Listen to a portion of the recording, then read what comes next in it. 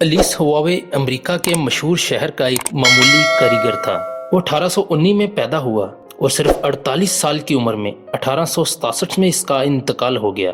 मगर इसने दुनिया को एक ऐसी चीज दी जिसने आने वाले वक्त में कपड़े की तैयारी में एक इनकलाब बर्पा कर दिया। ये सिलाई मशीन थी जो इसने 1845 में इजाद की। अलीस हुआवे ने जो मशीन बनाई, इसकी सुई में धागा डालने के लिए सुई की जड़ की तरफ छेद होता था, जैसा कि आमतौर पर हाथ की सुइयों में होता है।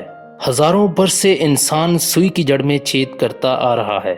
इसलिए अलीस ने जब सिलाई की मशीन तैयार की तो इसमें भी आम रिवाज के मुताबिक इसने जड़ की तरफ छेद बनाया। इसकी वजह से इसकी मशीन ठीक काम नहीं करती थी। शुरू में वो अपनी मशीन से सिर्फ जूता सी सकता था। कपड़े की सिलाई इस मशीन पर मुमकिन न थी।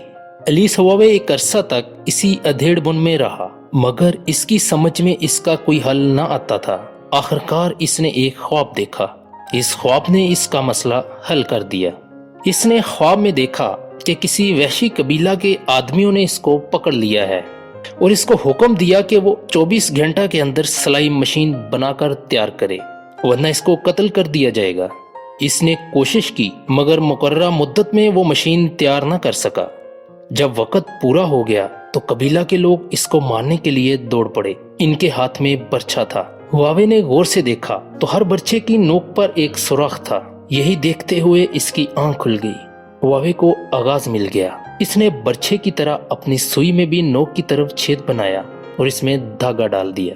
अब मसला हल था। धागे का छेद ऊपर होने की वजह से जो मशीन काम नहीं कर रही थी वो नीचे की तरफ छेद बनाने के बाद बखूबी काम करने लगी।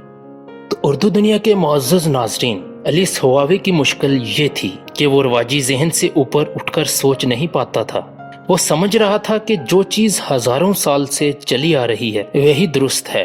जब इसके लाशऊर ने इसको तस्वीर का दूसरा रुख दिखाया और इस वक्त वो मामला समझा और इसको फौरन हल कर लिया। जब आदमी अपने आप को हमतन किसी काम में लगा दे तो वो इसी तरह इसके राजों को पा लेता है।